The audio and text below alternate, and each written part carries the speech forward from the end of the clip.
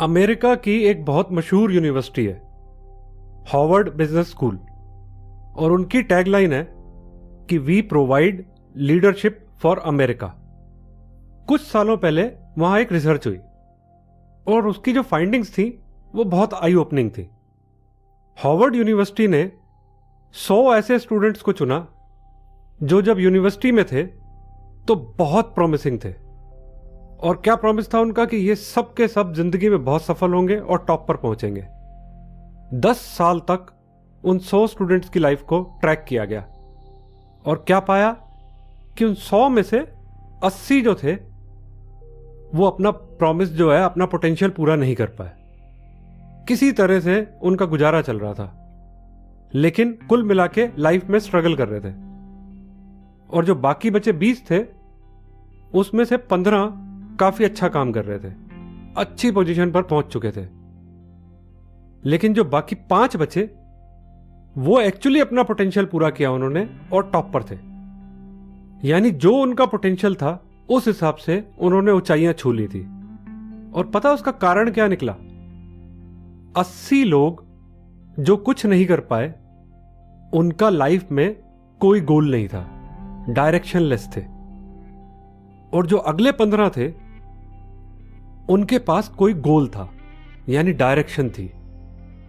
और जो बाकी 5 थे जो सुपर सक्सेसफुल लोग थे, वो सिर्फ एक कदम आगे थे। यानी उनके पास कोई क्लियर कट गोल था, बहुत क्लियर डायरेक्शन थी। यानी कोई गोल ना होना असफलता की तरफ ले जाता, और कोई गोल होना सफलता की तरफ ले जाता। और अगर आपका गोल क्लियर है तो वो आपको सुपर सक्सेस की तरफ ले जाता। एक एग्जाम्पल जिससे ये स्टेटमेंट क्लियर हो जाएगी। अब मान लीजिए आपको कहीं जाना है और आप रेलवे स्टेशन पर पहुंच गए, टिकट विंडो पर गए और क्लर्क को कहा कि एक टिकट दे दो। अब कैसे रिएक्ट करेगा क्लर्क? भाई पूछेगा ना कि बॉस जाना कहां है, कहां का टिकट दूं? और अगर आप कहते हो कि वो तो मुझे पता नहीं, जाना कहां है, कहीं का भी टिकट दे दो, अब क्लर्क के पास क्या ऑप्शन है?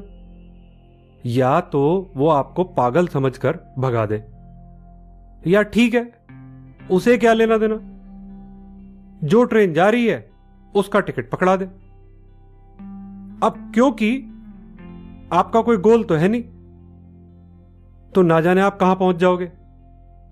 एक बात पक्की है, जहां भी पहुंचोगे आपको पता चलेगा कि अरे यहां तो आना ही नहीं था। अगर हमें यह पता नहीं है कि जाना कहां है तो यह एक बहुत बड़ी गलती है। और अगर आप ये मानते हो कि यह गलती है, तो अपने जीवन के साथ ये क्यों कर रहे हो कि बिना किसी गोल के जिए चले जा रहे हो, चलते जा रहे हो? तो कोई कारण नहीं कि इस दुनिया में ज्यादातर लोग डिससेटिस्फाइड हैं। इसी एग्जाम्पल में मान लो कि आप ऐसे व्यक्ति हो कि ऐसे व्यक्ति नहीं हो कि जिसका कोई गोल नहीं है। आपका कोई गोल तो है, लेकिन आपका गोल क्लियर नहीं है। तब आप अगर टिकट विंडो पर जाकर क्लर्क को क्या बोलोगे? बोलोगे ना कि एक टिकट दे दो। अब सामने वाला फिर पूछता कि भाई साहब जाना कहां है, तो आप उसको कहते हो कि बॉस यह तो पता नहीं, लेकिन किसी ऐसी जगह जाना है जहां पे समुंदर हो, बीच हो। अब क्लर्क को पहले के मुकाबले थोड़ी आसानी होगी और वो आपको किसी ऐसी जगह का टिकट देगा जहां समुंदर हो। अब थोड़े से ब्राइट चांसेस हैं कि शायद आप ऐसी जगह पहुंच जाओ जहां आप वाकई जाना चाहते थे। ये नहीं भी हो सकता। लेकिन अगर आपका गोल बिल्कुल क्लियर है तो आप सीधे जाकर गोवा की टिकट मांगोगे और वहीं पहुंचोगे जहां आपको जाना था। यानी शुरू करने से पहले आपके थॉट लेवल पर आपको जितनी एक्सरसाइज करनी है कर लो। पहले यह क्लियर करो कि आपने जाना कहां है। जब यह बात क्लियर हो जाए तो एक्ट करना बिल्कुल आसान हो जाता है। मैंने अपनी लाइफ में 1999 में यह जाना कि क्लियर गोल की कितनी वैल्यू होती है। अब हुआ यूं कि मैं एक मैनेजमेंट ट्रेनिंग प्रोग्राम अटेंड करने गया। पहले दिन ही जो ट्रेनर थे उन्होंने यह स्टेटमेंट दी कि गोल और क्लियर गोल एक मेजर डिफरेंस होता है सक्सेस और सुपर सक्सेस में, और हाथ में एक गोल सेटिंग शीट पकड़ा दी और कहा क्या कि कोई भी गोल ले लो जो अब से 3 महीने में पूरा करना आपको इम्पॉसिबल लगता हो। और उसके बाद उन्होंने बोला कि मैं आपको गारंटी देता हूं कि अगर आपका यह गोल पूरा नहीं हुआ तो मैं आपके कोर्स की फीस वापस कर दूंगा। अब हमारी कंपनी उस समय पे एक बहुत प्रोग्रेसिव कंपनी थी, काफी नई कंपनी थी, लेकिन ग्रोथ रेट काफी अच्छा था। लेकिन हम लोग कैश फ्लो की प्रॉब्लम फेस कर रहे थे। अब सेल्स तो हो रही थी पर पैसा वापस नहीं आ रहा था। हम लोगों से जितनी कोशिश हो सकती थी हम अपनी तरफ से कर रहे थे। जो कैरियर में उस टाइम पर मुझे लगा कि यही सबसे बड़ी समस्या या चैलेंज था, तो मैंने अपने गोल वाले कॉलम में यही लिखा कि कैश फ्लो ठीक करना। अब ट्रेनर ने मेरे से पूछा कि क्या मेरे हिसाब से ये एक क्लियर गोल है, तो मुझे लगा कि हां भाई बिल्कुल क्लियर गोल है, कैश फ्लो ठीक करना है। तो जो बाकी पार्टिसिपेंट थे उन्होंने भी अपने अपने गोल लिख रखे थे। जो भी उन लोगों को लगता था कि क्लियर गोल है उन्होंने लिख रखे थे। And then the trainer explained कि गोल और क्लियर गोल में क्या फर्क होता है। ही सेड कि जब तक आपका गोल स्मार्ट नहीं है तो वो क्लियर गोल नहीं होता।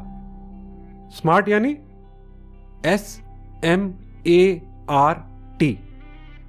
और इसमें S stands for specific, M is measurable, A is attainable, R is realistic और T इज यानी गोल टाइम बाउंड होना चाहिए।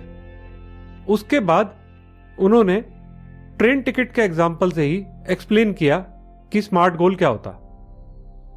जैसे मान लो आप मुंबई जा रहे हो, दिल्ली से मुंबई जा रहे हो, तो एक ट्रेन टिकट होती है जो आपको बताती है कि आप दिल्ली से मुंबई राजधानी से जा रहे हो, तो बिल्कुल स्पेसिफिक है। और दिल्ली से मुंबई की दूरी 1407 किलोमीटर है, यानी मेजरेबल भी है। और यह डिस्टेंस राजधानी 16 घंटे में पूरा करती है, यानी अटेनेबल है, रियलिस्टिक है। जाने की डेट और टाइम लिखा है उस टिकट पे, पहुंचने की डेट और टाइम भी टिकट पर है, यानी टाइम बाउंड भी है। इसके बाद ट्रेनर ने कहा कि अब मैं अपने गोल को देखूं कि क्या वो एक स्मार्ट गोल है।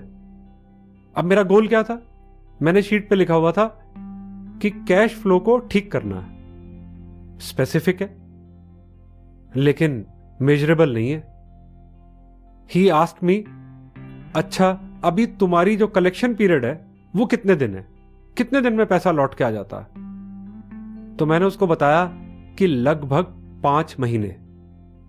To be more specific, it was 147 days at that time. तो ट्रेनर ने पूछा, अच्छा आपको क्या लगता है कि होना कितना चाहिए, या इंडस्ट्री का स्टैंडर्ड क्या है? तो आई टोल्ड हिम कि 100 दिन होना चाहिए मेरे हिसाब से, और यही हमारी इंडस्ट्री का स्टैंडर्ड है कि 3 महीने में अक्सर पेमेंट लौट के आ जानी चाहिए। देन ही सजेस्टेड मी कि oh you want your average collection period to reduce from 147 days to 100 days in 3 months time. He asked me, do you think it is specific? I said yes. Then he asked me, is it realistic, attainable? So though I was doubtful because it was stiff target, but I said yes. तो पता trainer ने क्या कहा? उसने बोला तो ठीक है, ये हो जाएगा और यही तुम्हारा स्मार्ट गोल है। मैंने अपना क्लियर और सो कॉल्ड स्मार्ट गोल दिए गए कॉलम में लिख दिया और गोल लिखा to reduce the average collection period from 147 days to 100 days till 31 March 2000। लेकिन मैं अपने मन में ये सोच रहा था कि बेटे ये होने वाला नहीं है और इसे तो मेरी फीस वापस ही देनी पड़ेगी। अब अगला कॉलम आया जहां यह भरना था कि अगर यह गोल अचीव हो जाता है तो हमें इसके क्या क्या फायदे होंगे। 5 फायदे लिखने थे। तो मैंने पहला फायदा लिखा कि कैश हाथ में आ जाएगा और उस कैश से हम और ज्यादा लोग हायर कर सकते हैं। दूसरा फायदा लिखा कि एक बहुत बड़ी टेंशन सर से हट जाएगी। और तीसरा फायदा लिखा कि सेल्स के जो लोग हैं जिनका समय अभी पेमेंट चेज करने में जाता, वो अब बजाय पेमेंट चेज करने के नई सेल्स पे ज्यादा ध्यान देंगे, जिससे बिजनेस ज्यादा आएगा। और चौथा फायदा लिखा कि सेल्स के लोगों के लिए हम कुछ खर्चा भी कर सकते हैं, यानी कोई ट्रेनिंग प्रोग्राम ऑर्गेनाइज कर सकते हैं, कोई सेलिब्रेशन की पार्टीज कर सकते हैं। और 5वां फायदा मैंने खुद के लिए भी लिखा कि एक्स्ट्रा कैश मैं घर ले जा सकता हूं। बहुत कुछ पॉसिबल था। और उससे जो अगला कॉलम था वो ये था कि अगर यह गोल अचीव नहीं हो रहा एट द मोमेंट तो उसकी वजह से हम क्या प्रॉब्लम्स फेस कर रहे हैं। तो नंबर 1 ही मैंने यही लिखा कि रोज सुबह एक ही टेंशन है कि आज का खर्चा कैसे चलेगा, जब कैश ही नहीं आ रहा तो करें क्या। और नंबर 2 लिखा कि कैश फ्लो की प्रॉब्लम की वजह से ना केवल मैं खुद टेंशन में हूं बल्कि इस वजह से स्टाफ भी सारा दिन डांट खाता रहता। इसके अलावा तीसरा जो प्रॉब्लम फेस कर रहे हैं वो ये है कि ग्रोथ रुक गई है बिल्कुल। और चौथा कि जो सप्लायर्स हैं वो मटेरियल देने से कतराते हैं, मार्केट से ज्यादा प्राइस चार्ज करते हैं क्योंकि हमारी पेमेंट डिले हो जाती है। और 5वां कि घर में एंड में ले जाने के लिए कुछ पैसा ही नहीं बचता। तो उससे अगला कॉलम था कि एक ऐसा एक्शन प्लान लिखो कि क्या स्टेप्स लोगे जिससे ये आपका गोल जो आपने लिखा है ये अचीव हो जाए। अब मैंने काफी सोचा। थोड़ी देर सोचने के बाद जो मुझे उस वक्त लगा मैंने वो लिखना चालू किया, जिसमें पहले लिखा कि ओके, सबसे पहले मैं 31 जनवरी तक हम ये कोशिश करेंगे कि इस टारगेट को तोड़ लें, 3 हिस्सों में बांट लें। और पहले हिस्से में हम ये चाहेंगे कि we will reduce average collection period from 147 to 135 days. और जो फरवरी का महीना आएगा उसमें अगला घटाव लाएंगे, यानी 135 दिन से 118 दिन तक ले जाएंगे। और मार्च में 118 से 100 दिन पे ले जाएंगे, यानी 31 मार्च तक हम अपना टारगेट ऐसे टुकड़ों में बांट के पूरा करेंगे। और दूसरा एक्शन स्टेप मैंने लिखा कि एक ऐसी लिस्ट बनाते हैं जिसमें ए बी सी डी की ग्रेडिंग कर देते हैं कि ए ग्रेड में ऐसे क्लाइंट्स जिनसे हमें कोई प्रॉब्लम नहीं है, जिनका पैसा समय से पहले अपने आप आ जाता, और बी में ऐसे क्लाइंट जो थोड़ा बहुत लेट करते हैं, और सी में ऐसे क्लाइंट जो लेट कर देते हैं, पैसा तय समय पे नहीं देते और उनको बार बार रिमाइंड करना पड़ता, और डी में ऐसे क्लाइंट्स की लिस्ट जो बार बार चेज करने पे भी आराम से पैसा नहीं देते, जिनकी पेमेंट बहुत ज्यादा डिलेड है। और तीसरा एक्शन स्टेप लिखा कि हर रोज 10 से 11 बजे के बीच में इस लिस्ट को रिव्यू करना है कि जो लेट हैं उसका कारण क्या है और कैसे इसका हल ढूंढें। और फिर चौथा स्टेप लिखा कि हर क्लाइंट को फोन करना है, फैक्स करना है, पर्सनल विजिट की जरूरत है तो पर्सनल विजिट देना है, और अगर किसी सीनियर विजिट की जरूरत है या उसने चेज करना है तो सीनियर विजिट करेगा। और इसके अलावा एक डेडिकेटेड पर्सन ऑफिस से सिर्फ और सिर्फ पेमेंट चेज करने का काम करेगा। और 5वां स्टेप मैंने लिखा कि हर हफ्ते we have to hold a review meeting and senior person from office will go in each and every area and discuss the problem with client to know the real reason. और अगला column था कि मेरे हिसाब से इसमें क्या क्या दिक्कतें आ सकती हैं, जो हमने एक्शन स्टेप लिखे हैं इनके अंदर रुकावट क्या क्या आ सकती है।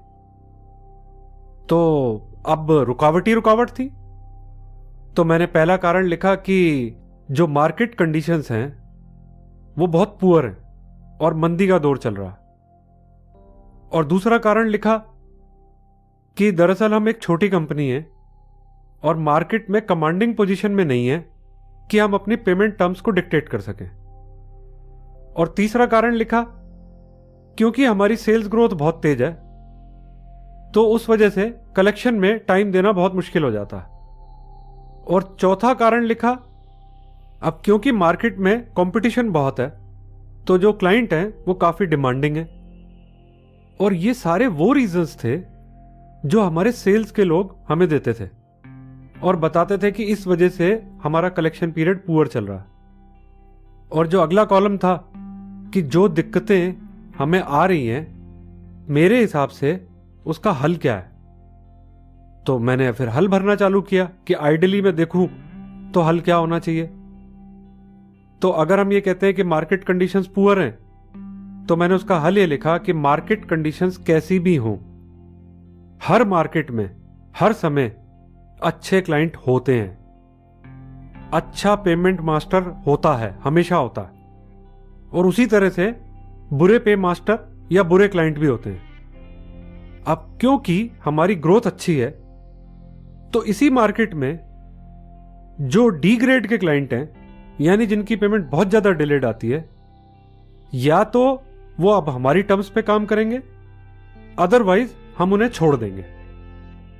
ऐसी कोई सेल नहीं चाहिए जिसको पेमेंट चेज करने में हमारा समय जरूरत से ज्यादा खराब होता हो। उन्हें चेज करने की बजाय वही टाइम अगर हम नए और अच्छे क्लाइंट्स ढूंढने में लगाएंगे तो वो ज्यादा प्रोडक्टिव होगा। और दूसरा हल मैंने अपने हिसाब से लिखा कि हम एक छोटी कंपनी है, माना ये बात ठीक है कि हम एक छोटी कंपनी है, लेकिन छोटी कंपनी के बारे में अपने आप को मानना या सोचना ये एक माइंडसेट है। क्लाइंट दरअसल हमसे तभी काम करता है जब उसे हमारे प्रोडक्ट या सर्विसेज अच्छे लगते हैं।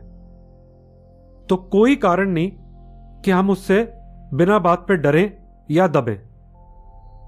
नंबर 3, ऐसी सेल्स ग्रोथ का क्या फायदा जो ऑर्गेनाइजेशन को डिमोरलाइज कर देती हो और जो सारे स्टाफ को डिमोटिवेट कर देती हो। तो सेल्स ग्रोथ चाहे घट जाए लेकिन हमें अच्छे क्लाइंट चाहिए। और चौथा लिखा कि चाहे मार्केट में कितना ही कंपटीशन हो, हम सिर्फ अपना हक मांग रहे हैं। यानी अगर क्लाइंट हमें दबाने की कोशिश करता तो हम सिर्फ ये कह रहे हैं कि जो आपने परचेज ऑर्डर में जो पेमेंट टर्म्स लिखी हैं कि उसके हिसाब से आप उसको ऑनर करो। और अगर क्लाइंट अपनी टर्म्स को ऑनर नहीं करता तो उसे हमें कंपटीटर के लिए छोड़ देना चाहिए। सेल्स स्टाफ को बुलाकर यह सब कुछ कम्युनिकेट कर दिया। हर सेल्स हेड को स्पेसिफिक गोल, स्मार्ट गोल दिया और बताया कि कैसे ये किए बिना हम सबका कितना नुकसान हो रहा है। अगला कॉलम था गोल को मॉनिटर करना। To be more specific, progress को मॉनिटर करना। जो 3 महीने का स्मार्ट गोल था उसे छोटा करके हमने पहले 1 महीने के स्मार्ट गोल पर लाया। 1 महीने वाले स्मार्ट गोल को वीकली स्मार्ट गोल बनाया और वीकली को छोटा करके डेली स्मार्ट गोल बनाया। पूरी सेल्स टीम के स्मार्ट गोल से ग्रुप स्पेसिफिक स्मार्ट गोल बनाया और ग्रुप से स्पेसिफिक पर्सन का स्मार्ट गोल बनाया। यानी अब हर किसी का गोल बिल्कुल स्पेसिफिक था और स्मार्ट था, और हर ग्रुप को, इंडिविजुअल को, क्लाइंट को डेली बेसिस पे मॉनिटर करने का मैकेनिज्म बना दिया ताकि प्रोग्रेस को मेजर किया जा सके। अगला कॉलम था एफर्मेशन और विजुअलाइजेशन का। अगला कॉलम था एफर्मेशन और विजुअलाइजेशन का। एफर्मेशन दरअसल यानी हमारा बिलीफ सिस्टम जो है, बिलीफ सिस्टम ऐसा बिलीफ सिस्टम जो एक्शन स्टेप्स लेने में रोड़े अटकाता है। एफर्मेशंस एक बीज है, एक पॉजिटिव बीज, एक ऐसी स्टेटमेंट जो बताती है कि आप अपने गोल को अचीव कर सकते हो। अब क्या एफर्मेशंस बनाई थी हमने पिछले चैप्टर के अंदर? इसी गोल को अचीव करने के लिए वो सेम एफर्मेशंस चाहिए। पहली एफर्मेशन थी आई कैन डू इट, और दूसरी एफर्मेशन क्या थी? आसान है। और तीसरी एफर्मेशन क्या थी?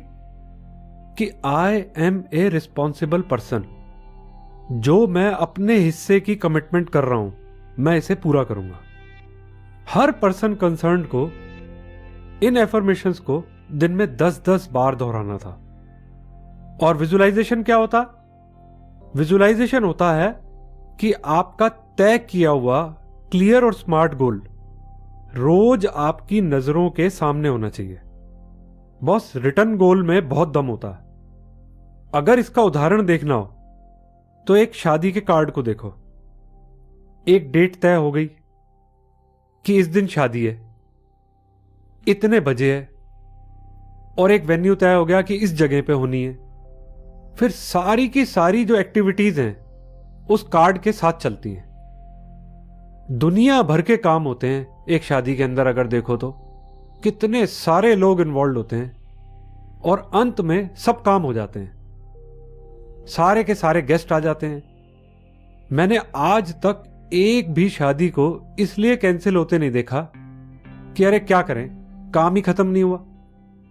इसलिए बहुत जरूरी है कि आप अपना गोल लिख लो और वो गोल रोज आपकी आंखों के सामने होना चाहिए। यानी हम लोगों ने क्या किया कि गोल के प्रिंट आउट निकाले, जो गोल कहता था to reduce the average collection period from 147 days to 100 days by 31 March. Office में हर जगह चिपका दिए, इवन बाथरूम में भी चिपका दिए। और उस पर्टिकुलर टाइम पे जो कंप्यूटर्स थे जितने भी हमारे ऑफिस में, हर कंप्यूटर की जो स्क्रीन सेवर था उस पे भी वही गोल रिफ्लेक्ट हो रहा था। हर सेल्स हेड को और इंडिविजुअल को उनके उनके स्मार्ट गोल का प्रिंट आउट पकड़ा दिया कि जाओ चिपका दो इसको। जैसे ही मैंने ये शीट कंप्लीट की तो पता क्या हुआ कि मुझे पता था कि ये गोल अचीव हो जाएगा और मुझे फीस पे करनी पड़ेगी। और यही हुआ। 31 मार्च 2000 को हमारा एवरेज कलेक्शन पीरियड 147 से 103 डेज हो गया। और यही कल्चर इतने साल बाद भी आज भी हमारी कंपनी में एप्लीकेबल है। यानी कंपनी का सेल्स टारगेट जो है वो एक स्मार्ट गोल है, जो पेमेंट कलेक्शन है वो भी एक स्मार्ट गोल है, और तीसरा जो मेन पिलर होता है वो ये कि एक्सपेंसेस जो हैं वो भी एक स्मार्ट गोल है। यानी आप अपने अपने गोल बनाओ, ऐसे गोल बनाओ जो आपको इस स्टेज पर इम्पॉसिबल लगते हो। लेकिन अगर आप गोल सेटिंग शीट में जो लिखा है उस स्टेप्स पर काम करोगे तो आपकी प्रोडक्टिविटी एक नई ऊंचाइयों को छुएगी।